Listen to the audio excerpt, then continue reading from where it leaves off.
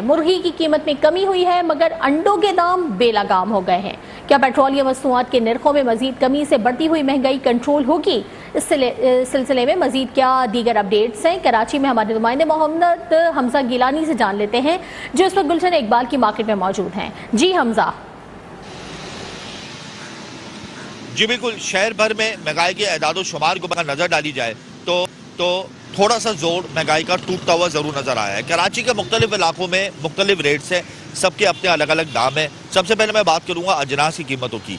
तो दालों की कीमतों में 30 से 40 रुपए का फी किलो के हिसाब से फ़र्क आया है। चावल की कीमतों में 20 से 30 रुपए का फ़र्क आया है। इसके अलावा अगर मैं बात करूं दूध की कीमतों की, तो दूध की कीमतें शहर भर में 200 रुपये फ़ी लीटर के हिसाब से मुकर्रर है और 200 रुपये फ़ी लीटर के हिसाब से ही दूध दस्याब है।